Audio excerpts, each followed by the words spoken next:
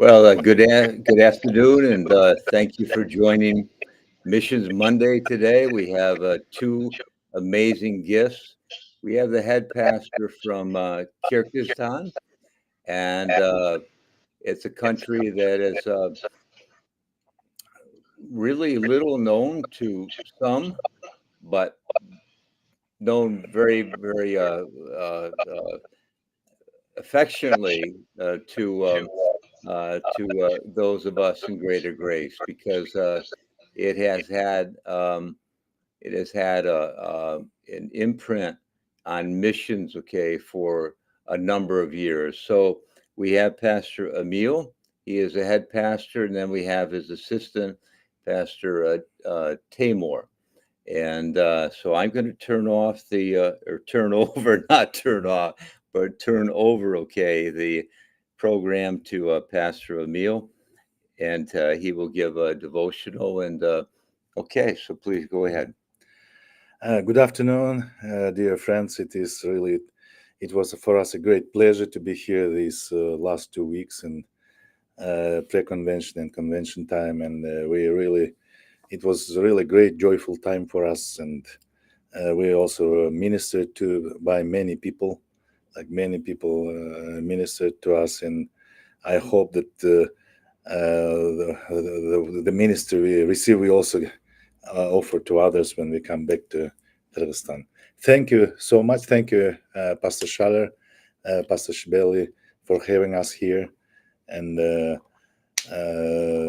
for whole body also. Thank you so much. And so I think it was very interesting time for us. It was like I think historical time also for us, and I loved very much also this topic from First Corinthians chapter 15:58. And so maybe I would love to share little thoughts also, which just kind of was provoked during this time while I was here.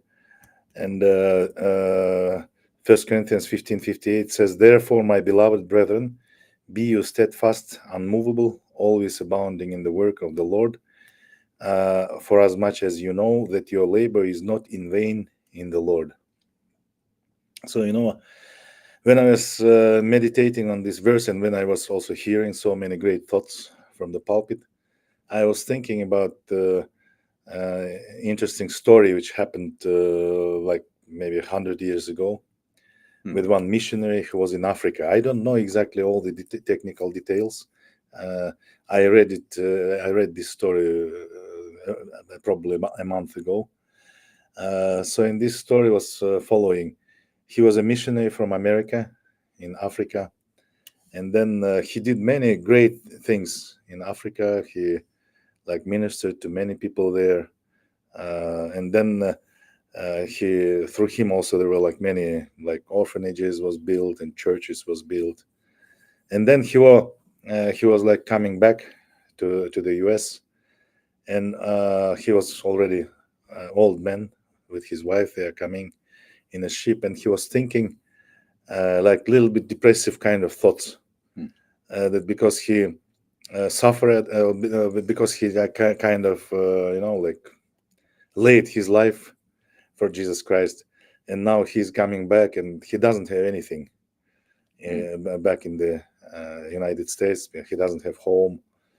He doesn't have any like support for him maybe when he comes back, and these kind of difficult thoughts. And when he was approaching to the shore, to the harbor, so all at once there was like a big orchestra playing, like, and it just made joy in his heart. He thought maybe they're like maybe my church is kind of like greeting me, staying in the shore.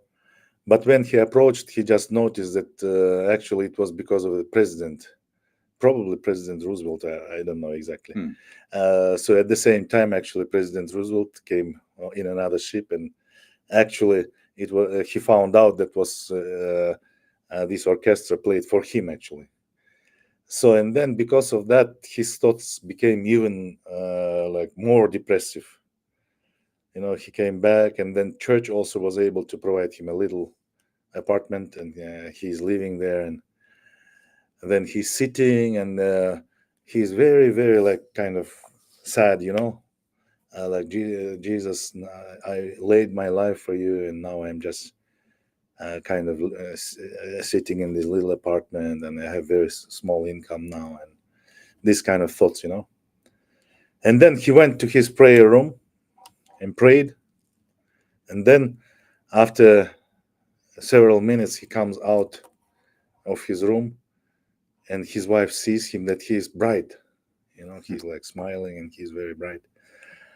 And then his wife said, "What's happening to you? All the way through the Atlantic Ocean, you were very sad, and then when we were here, also you were sad. What happened to you?" And he said, "Actually, when I was praying and when I was complaining to the Lord said, actually, so don't be so sad because you are not home yet. So you are not at home yet." So that's just created this kind of thoughts for me. Sometimes we could be also occupied with this thought that maybe sometimes our labor is in vain. Because sometimes we are not kind of not very often where we could be rewarded in this life. Maybe I think there is sometimes maybe we do mistakes like this, that we want to have a paradise on this earth. The paradise, like paradise here on this earth, thinking that we should be rewarded here, and then maybe we should be in the perfect world, the world around us, that the world of complete righteousness, the world of complete justice, the world of complete like joy. But actually, this world is like, and we heard many times during this convention also, this world unfortunately is cursed, and this world is difficult, and we are loving in this world, and but we are going to have, and we were prepared. I think we were created for to be with the Lord in perfect world. But we are still in a journey, like Apostle Peter says also. We are going through the journey in this world, but sometime we will come home, and in the home we will be in the perfect world. Like, so these were our thoughts.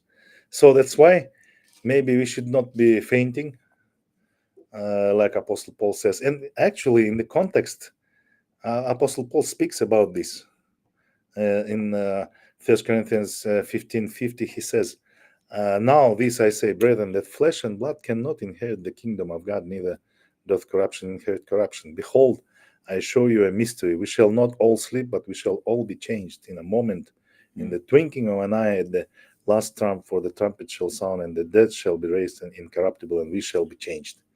So I think it is very healthy for us as Christians to have these kind of expectations, that when there will be some time when we will be raptured by the Lord, and we will be home. But now, like in verse 58, it says, the time to be steadfast, and the time to be unmovable, and time to be abounding in the work of the Lord. So thank you so much. God bless you. So these were some thoughts for this devotional. Wow, well, there was amazing thoughts. I know that story has been stated by other missionaries coming home. There was not a brass band, but as Pastor Emil said, that the Lord shared with the man that was praying that we are not home yet. But I believe, okay, that there's going to be a great reception. It's going to be the reception of the angels. Jesus Christ, okay, seated, will stand up and receive us, and that's such it'll be the glorious reception. So our labor is not in vain. And the title of this program is Fresh Fields in Kyrgyzstan, Central Asia. And we would like to ask Pastor Emil to talk a little bit about the history of the work, okay, in Kyrgyzstan. And so please Mhm. go ahead, Pastor Emil. Yeah, Kyrgyzstan is a country located in Central Asia, and it's a part of 5 countries which are there. And history is like that. That in the year I think in the summer 1999, Pastor Vladislav Gromov came to our country. Pastor To Gromov, Pastor right? Yeah, Vladislav Gromov, he's yeah, well known by greater he and grace. his family, and then later I think Pastor Gromov joined, or Pastor Magnus Gustafsson from Sweden joined his team Mm, also. Then Pastor John Post well, with his family also joined his team. There were some women also like helping from Baku, like Polina Ivanovna and Nina Stanislavovna. So it was a really great team, and so I know that the first official church service happened in the end of November 1999. So since that time, actually, we usually celebrate our church birthdays on November 1999. So then in January, they started English classes. And in January, I was actually saved in Pentecostal church form before in 1997. And but being in the Pentecostal church, I still was thinking that I'm lacking. I need the word. I wanted really solid word. And when I came to these English classes, I was really captured because Pastor Ladislav actually was preaching, so you were teaching captured by by hearing the captured by word the of God, message, yes, by the message by of the message. grace, by the message of finished work, and And you also shared with me that you really kind of enjoyed the English part of it, learning yes, better yes, yes. English. In the beginning, actually, in the beginning, of course, I was attracted by English. I Hmm. wanted to improve my English, but then all at once, like when I started to hear, also I fell in love, with the word, Hmm. which was preached. So in May 2000, I made a decision to join Greater Grace, and since that time, I'm in the church. And also, there were like many other also Sure, young and they people. and they must have started the Bible college very shortly there after, Exactly, didn't they? yeah. In 2000, in September, they started Bible college. And actually, it was very interesting for me. Like Pastor Vladislav right away, although he just taught us for 6 months, he right away asked me to translate for Pastor Magnus. Uh-huh. So it was like kind of shocking for me. Yeah. But that helped me much because I acquired another profession, you know. So through You're this, hearing the message and you're thinking about it too, and then yes, speaking it. yeah, exactly. So, Yeah. and this helped me later actually because later I worked also as a professional translator actually. So this is good. Hmm. Yeah, praise the Lord. So that was the beginning of our And you church. were a trained medical doctor too, right? Were you Yes, practicing then when you came into the church? yes. Actually, I finished medical academy in '97. Hmm. And then after 1 year of internship, I was already working in the field of urology. Actually, my specialization was in the field of male infertility. I was working Hmm. in the reproductive health center. So and Well, then now you're very productive for the kingdom of God and reproducing disciples. I hope so. Yeah, praise the Lord. Right. Yeah, the Lord is Okay. doing this. Yeah. And we have also, okay, as stated before, Teymur, and he works, okay, as the head of the youth ministry. And can you tell us a little bit um, about how and when you came into the ministry, please? Sorry, can you can you repeat? I don't hear you good. Okay, can you hear Okay. me now? Yes, yes. Okay. Tell Okay. me, tell me a little bit about when you came into the ministry, what drew you into the ministry, and yeah. Yeah, thank you. Before I wanna just to share about what feeling I have inside, because the coming here it was so amazing, and I wanna give thanks to all who invite us, as Pastor Emil did. Thank you, Pastor Schaller, Pastor Pete, Pastor Shebeli, everyone, all body of Christ. I wanna just give thanks. Thank you for inviting us. Thank you for sharing with the love of Christ to us. And it was amazing time to be here. And the answer to the question is, I started the ministry of youth in 2015, around this date. And Pastor Emil was good and still good pastor, and he shared that the youth needs to someone who will lead them. Of course, Jesus Christ lead them, and now he asked me, "You wanted to do that?" Yes, of course, I want to do. I will pray and I will do. Then we started in 2015 around this, and there was only 5 or 8 children. The age of them was around 10 years, 10 years, maybe 12, someone. And from this, we started to discuss the topics of Bible, which Bible says to us, and we just live the life of Jesus Christ with our uh, going, with our living in church. Okay. All right. So let me yeah, we're gonna talk about that a little bit later on as far as the inreach. But I know that you had talked about having an outreach to the orphans and the orphan children. Yes, Could you talk a little bit about that?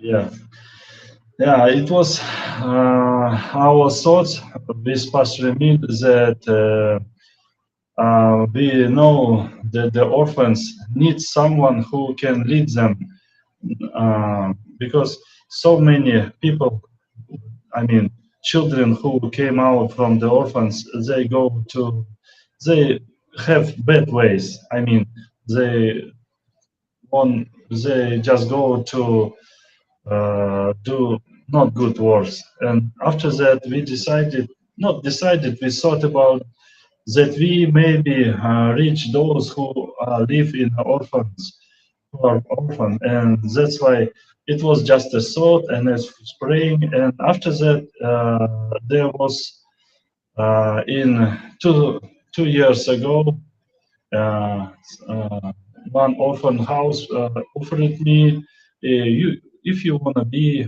the part of us, be a team of us, and you, if you want, you can be a tutor for these children. So Yes, they yes, invited you to be part of their ministerial team, yes. correct? Because for a long time, this place was without the one who can help in them in that ministry. I spoke with Pastor Emil about this. How do you think? And then I went. And after that, they inviting us to live in this orphan house with family. And yes, it was a good idea because They I invited you to live Like a yes, foster to live. like a foster parent, or I mean, like a residential parent, right? Yeah. Yeah, right. And you do that? Yes, of course we did it. Wow. Yes, You and your yeah, wife and your family, right? yeah. Wow. Yeah, it's because uh, I mean, this is good to visit them and to be with them. It's good idea and to Absolutely. speak, yes, and speak about difficult topics.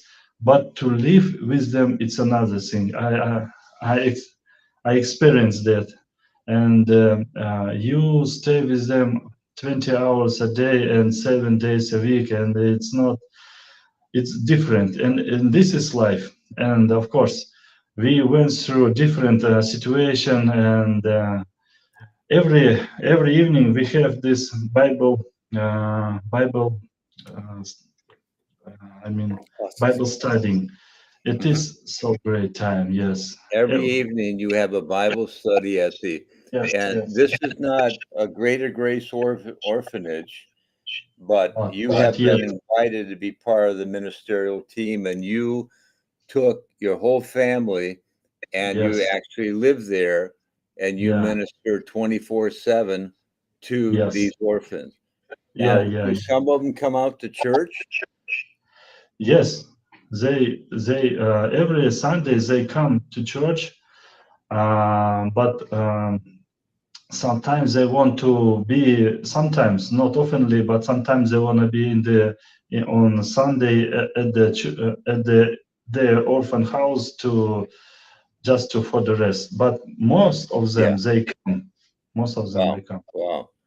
Okay, so let's talk a little bit more about the outreach, because this is I know that that area of the world has had a Christian witness for centuries, Mhm.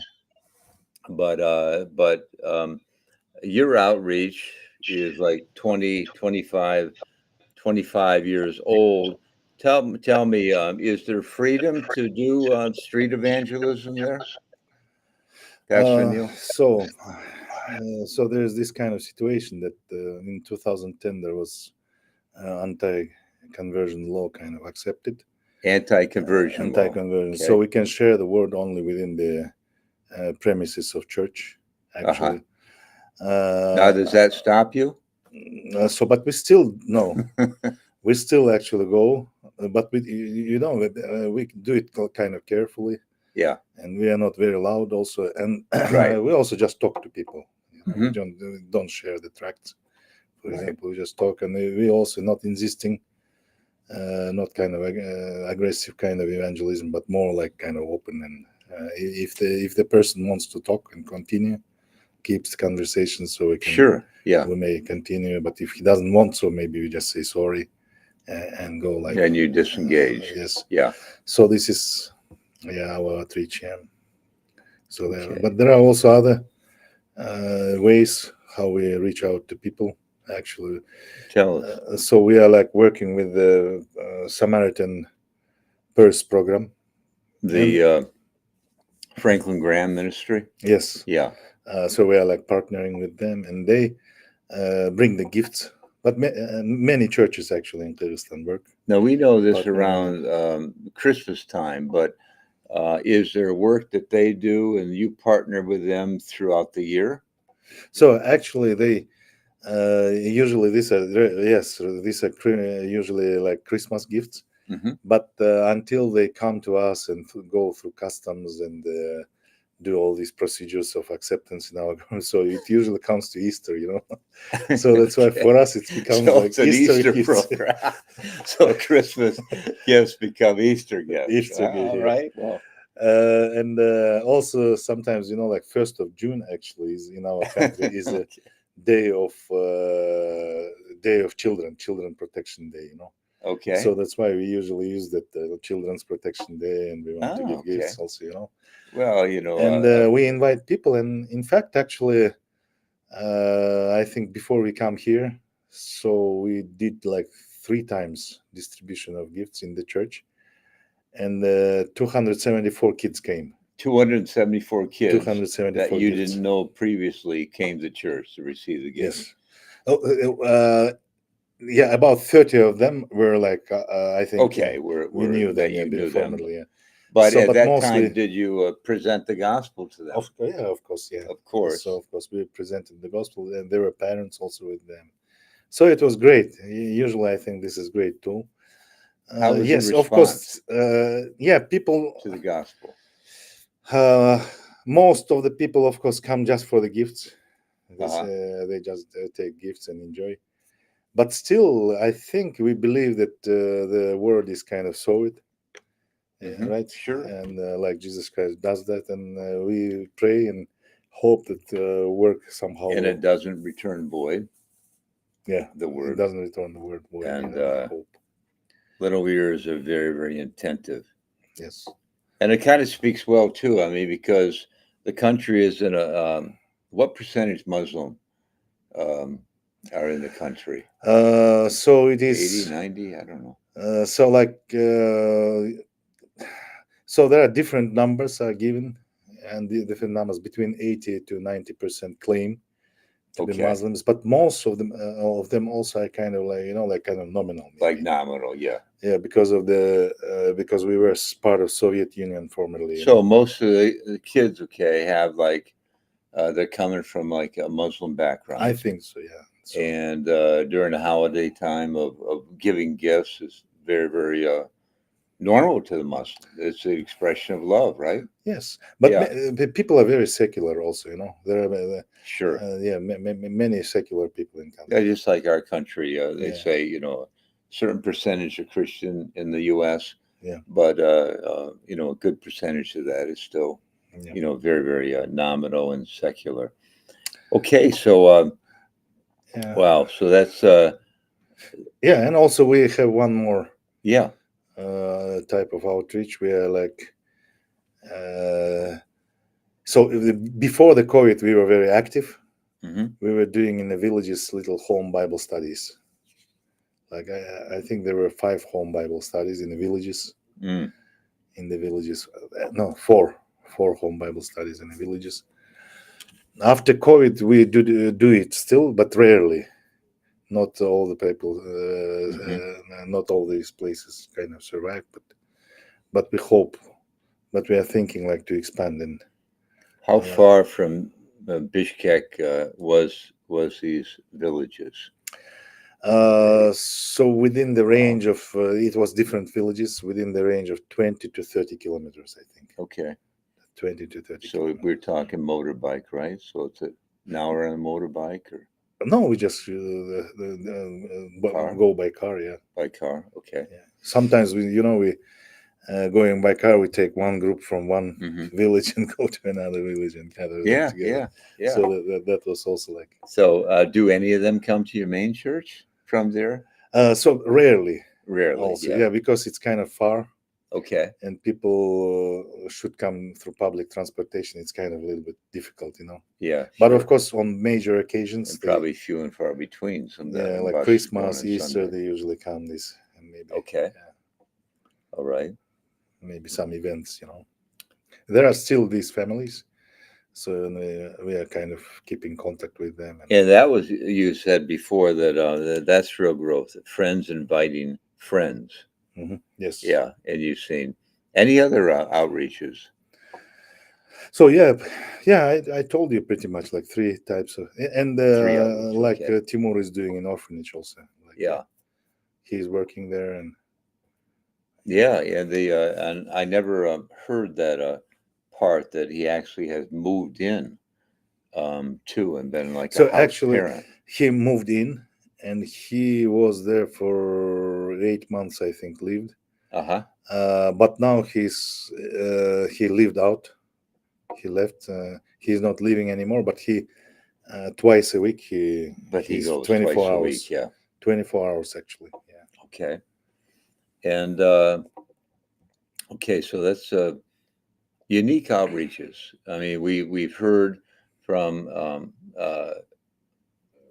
going to an orphanage that was not started by a Greater Grace Church, but because of the love of God and the desire to see young people get saved, um, led them to an orphanage to partner with that orphanage, and lives are being transformed. And then we see a partnership with a Good Samaritan um, purse with Christmas gifts that are given in June. That's kind of unique right there, too. Yes, also, Giving yeah. Christmas gifts in June, but a coloring book and crayons is good in June as it is in Yeah. December, right? Yes. And then street evangelism, paperless. The whole world wants to go paperless. save the planet. Well, when you have an anti-conversion, it's a very, very good idea to go paperless, and that has never held the Church of Kyrgyzstan back. So let's talk a little bit more about InReach.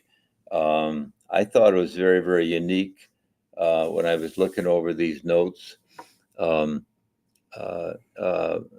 and the how you utilize your wife on the InReach. Can you tell me about that? Tell the Uh, audience. so yeah, me personally. My wife is a secretary for me, and my wife also is a driver for me because I don't drive because of my sight issues, so I don't drive. Okay. So and also she's helping with me when we visit people. Usually, also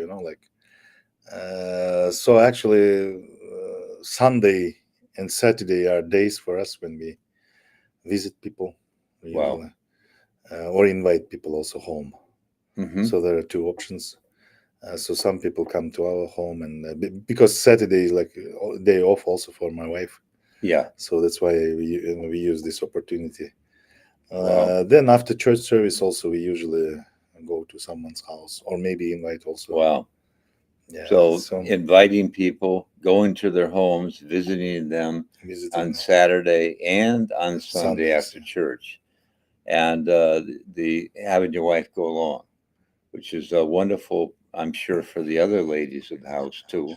Mhm, You know, mhm. they don't feel it's just now. Let me ask you: is there like with the culture there? Is there kind of like a separation, okay, of the men and the women Oh no, no, in conversation at all? no. Because So sometimes in other countries they actually sit on separate sides of the church. no, I don't think it is in our country. It isn't okay. So maybe in some families it would be, maybe, yeah, but not.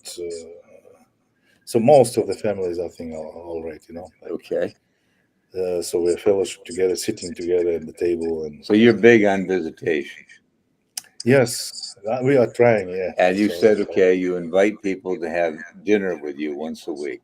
yes, I twice a week actually. Twice a week. Either no, I mean like usually either we go or we invite, and Okay, you're eating Saturday with and Sunday. somebody, a different family, twice a week. Yes, Yeah, I think Pastor Saturday and Shibeli Sunday. did that very effectively in Africa.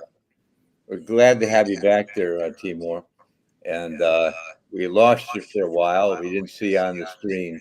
So, could you hear us? Yes, yes. Okay. Um, Tell us a little bit about your outreach. Okay, your activity, your inreach with the young people. Yeah. Uh, we just have this fellowship with each other and talking about different things and concerning Bible, and then we play basketball, footballs, and go to the mountains, and maybe to the place where can we discuss different things, and also we visit our friends who is not for a long time in the church, and just talk have this conversation with them, and give encourage them, because some of them for different reasons did not come to the church, Okay. and that's why this our reach. Yeah, and you talk about the Bible, Yes, and of course. you also said you talk about specific questions that they have, maybe like peer pressure. How do I handle that? Bullying potentially in a 80 to 90% Muslim country. Um, Different things, okay, that youth encounter, have questions about. Um, And can you talk to us a little bit about that? And Yeah. Yes, of course, they have some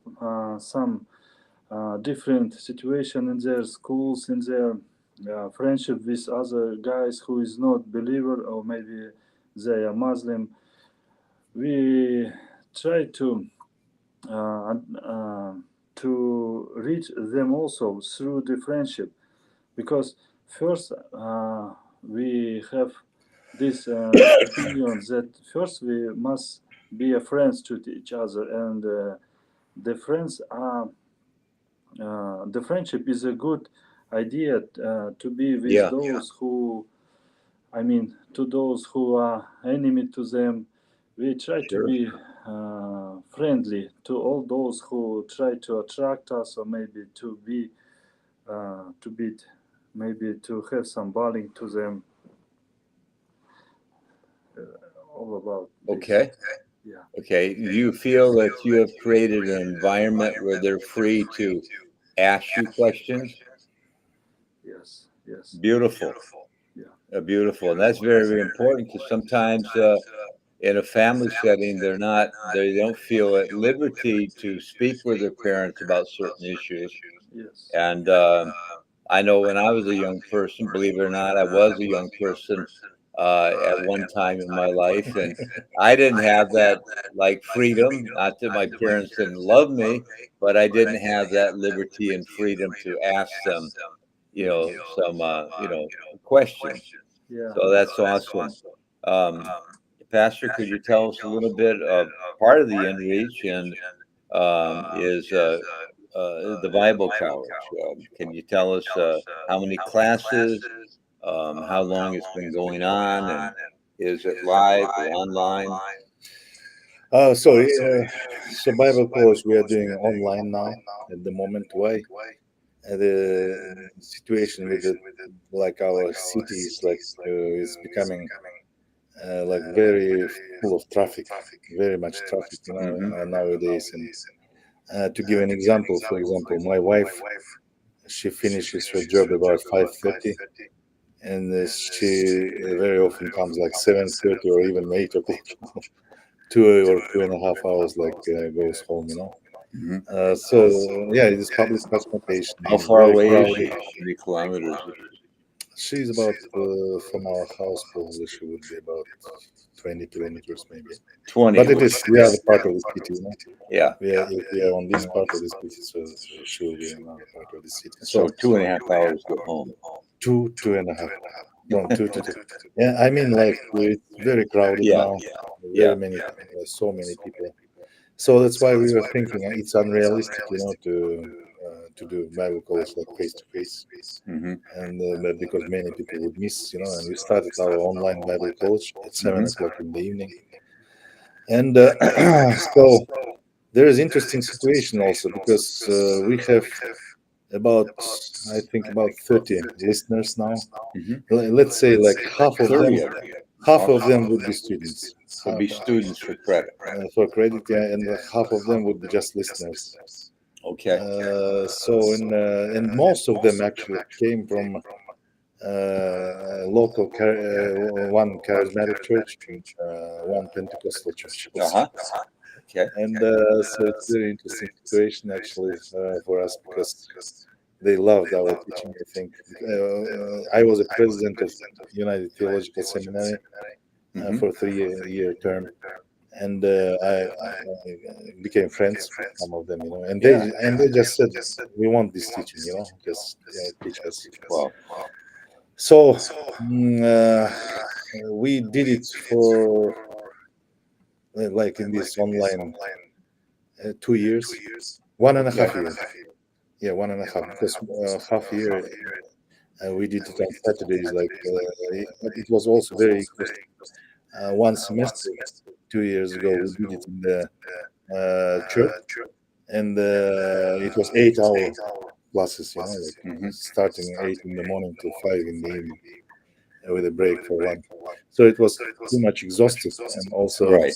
kind of people wouldn't grasp all the information. But you So get half the students, taking it for credit.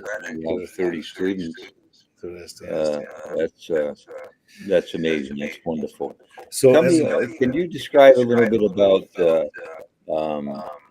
the uniqueness and your of the ministry, maybe the country, Mhm. the uniqueness of things that in-reachers or outreaches that you have done that's really, really taken off that you could recommend to the listening audience? So the uniqueness, I think, our country is really unique. People in our country are unique. It's kind of, we could say that there is much syncretism because there are many different kind of worldviews kind of united Mm-hmm. together because we had long history of influence of like shamanistic our own previous religions long time ago. And then also after some time Islam entered our country, and this created also like this. But before Islam, even there was like Zoroastrianism Mm-hmm. influence. This is a Persian religion, Persian. Then after that, like we were part of Soviet Union, and the Soviet Union brought us secularism and atheism So these influences have been going on for a long time. for a long time, and you So, can notice that how would you say in the there's culture. been a amalgamation of those influences, like it coming together, melting and producing something, or are they kind of still kind of separate? No, that's exactly. There is kind of like you said, amalgamation because, for example, we have different days off during the year. It was like Orthodox Church, Christmas, and Orthodox Church Easter, 3 days off. Then Islamic celebrations also like also days off. But then there is also Persian, the Zoroastrianism day, like Nowruz, New Year. Also in the March 21, it's Well, also kind of a it's celebration. great if you're a student, you get a lot of holidays, right? So, yeah, there are these holidays. Yeah. And I think there is like this also in the mindset of people also these Yeah. different Well, I'm periods of sure it just does. Yeah. kind of Now, face. how does that direct or impact your ministering uh, to people? So I think we are kind of adjust to different kind of mindsets, like and Okay.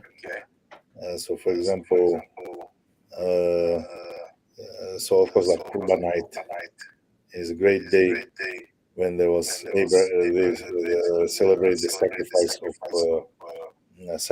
of the Abraham sacrificed his son, and this we can use also as starting point for our conversation. Ah, okay. Like So also you go and you find the common ground as a starting point. yes, or for example, like in Easter time, and also the Russian Orthodox usually say Jesus Christ is risen, and He's risen indeed in an answer. Yeah. So and sometimes people they just say it as a proverb, but don't understand what's happening. Hmm. And this is also a good starting point for us to start a conversation. About what really happened, Wow. really. So these kind of approaches. So it's not like one shoes fits all. Yeah, Yeah, I think so. Yeah, we should. but there is one shoe, the gospel. Yes, yes, and Yeah. of course, I would say that there are many people like agnostics also, even if they would claim that they say I'm Muslim, for example, but in his mindset he's agnostic, Hmm. or he says I'm Orthodox Christian. He's still agnostic. So that's why there would be also these kind of different approaches, to these Yeah. people. Yeah. Okay. So it's quite a unique country. What advice, okay, would you give the listening audience? Things that you've learned in your 20 years of being a head pastor, probably learned things that you've done a lot of things right, a lot of things wrong. And sometimes we learn, Yeah. okay, from the things we do wrong, right? Not to do them again. What advice would you give? So after being a pastor for so many years, like I think we should be good listener. I'm trying to practice this in my life also. Not talker, but yeah, there is. Of course, we love. Everybody loves to talk and share.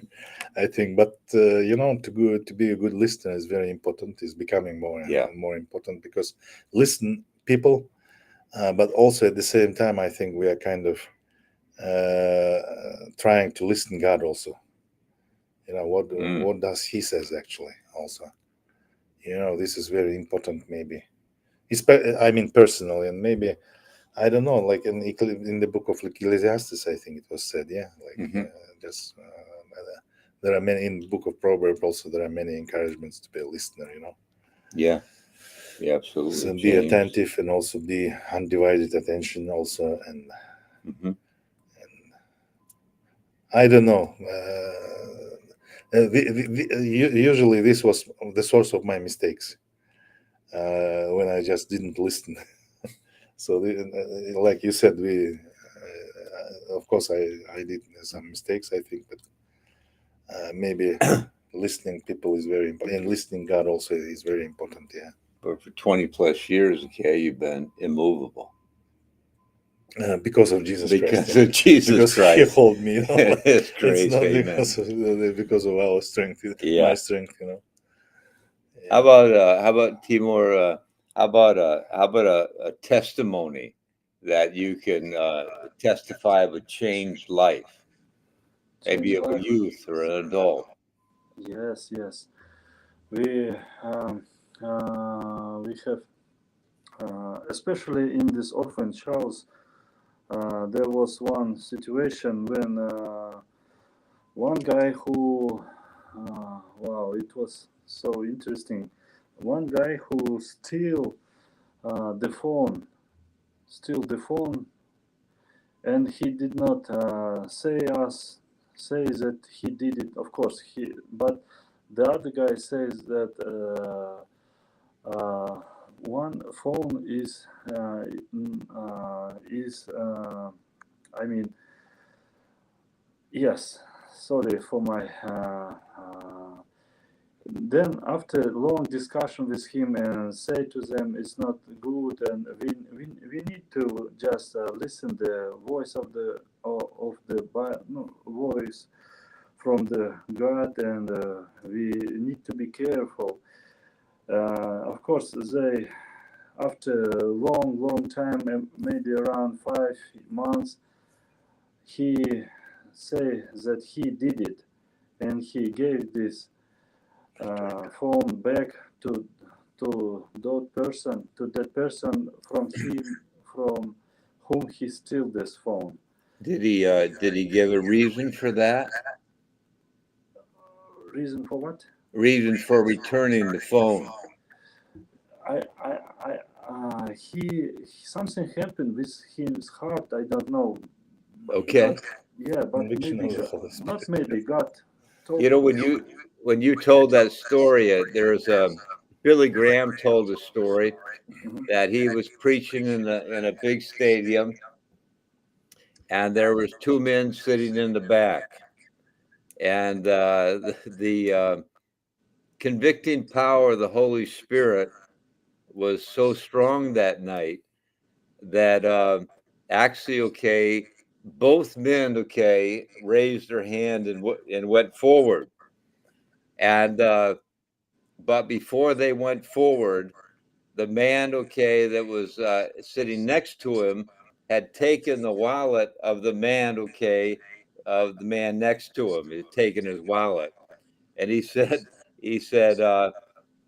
after the message that I was convicted that it was wrong to steal the wallet.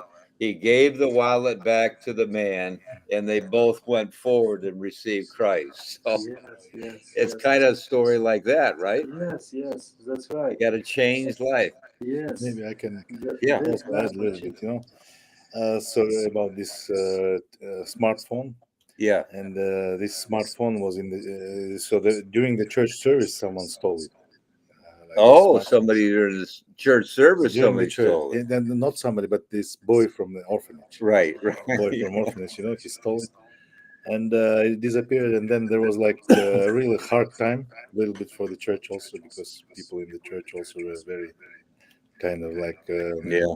distressed, saying, oh, in the church and this happens, and these kind of Yeah. conversations. What's going on? But then we prayed actually, and then we forgot about that. We even some gathered the money, like maybe to the person, maybe you can just buy a new one. But the person just rejected it. He said, no, I don't know. And then, really, about 5 months passed, and then this boy, out of nothing, like just brings this phone, like, and he Hmm. gives it Yeah. to the owner. Wow. And what is else happened? Like it touched so much the owner of the phone that he gave it back. He gave the phone back to yours. Gave it back to this boy, Wow. So yeah, that was like Yeah. story. And God somehow used it, I think, for everybody. It was also showing of love and mercy and this kind of stuff. Yes. Yes. So and yeah, thanks to Timur also. There's a His, similar story in another one of our churches Mhm. that a student came in and to the college slash the church and actually took a very expensive computer and some other equipment. And they knew the one that did it, and he took off and he disappeared. And the pastor had decided that he was not going to go after him, that he was just going to love him mentally in prayer, and then just pray for him. And after about 6 months, that the young man came back, he brought back the equipment, and now is very very active in Bible college and in the church too. And um, love never fails, Amen. and love Great. drew, and that young orphan that returned the cell phone, he had seen um, the love of Christ being demonstrated through the church and your all both of your lives, and he responded to it. Yeah, and then gave it back. So that's a wonderful thing. Well, um, how could we here in the West pray for Kyrgyzstan? Yeah, please. Yeah, so thank you so much for your prayers. And I think your prayers help us really. And you've been so faithful in praying formally for us also. So and now, please pray for disciples, Mm. that there would be more disciples, and that God would raise. And that God would raise also, give us energy also, Yes. health, energy, and motivation to go out and start new Bible studies in these villages. We are just thinking always about that. Also, Timur is thinking about maybe um, would be a foster father, maybe taking start his own orphanage, maybe. Okay. So this Well, is also his the prayer that I think he will share also. I mean, we talk to each other, and I understand that. Yeah. our plans, yeah. Well, So this is yeah, and so we can pray for disciples, for the health of you, and energy and be more energy. Yeah, we can pray for more energy. Yeah, and new Bible studies and future orphanage. future orphanage. Yes. Is it difficult in your country to start an orphanage? Difficult? Yes, now it's not so easy. Yes, when it was before. Now I don't know, but it's not so easy now. But God will give. But it can be done. Yeah, it can be done. It Yes, can of be course. done. Yeah. Yeah. Well, thank the Lord. I believe, that the work got started by faith. I could be wrong on this, but the time that Pastor Schaller and a number of Finns had hired a private plane uh, in Russia, which was very, very inexpensive at that time, and went and touched down on many of these countries. Is that correct? Yeah, I heard about that. You heard about At that, that yeah. moment, I was not in the church. Right, and that was in the maybe 94, the 70s or 1994. something like that. No, No, no, not 1994. 94, and touched down in many of these countries, and and then God sent a man, um, Pastor Gromov, and then later a team, and then you two key men came in, and the work continues on. And it's a pleasure and a privilege to be sitting next to you, Pastor Emil, and to know you, Teymur. And we will definitely, okay, listening audience. We will pray for your country and for the people. And thank you very, very much. I know you have to get on a plane and fly home. And so we're going to close up the program. Thank you for listening. Just a word Go also, ahead. I would like to thank again the church here, and specifically, I wanted to say thanks also to Pastor Pete Wister and for his wife Yeah. Debbie, that they hosted us and they were really ministering to us. Wow. It was really great, and the Pastor Pete usually also visits our And he country, visits. so it's like great. And also, I would like to say the thank you to Daniel and his wife Nur Jamal. They were also hosting us for 1 week, and it was really great time in fellowship with you, and you are amazing people. Thank you so much. We love you. God bless you. God bless you. All right. See you next week. Next week.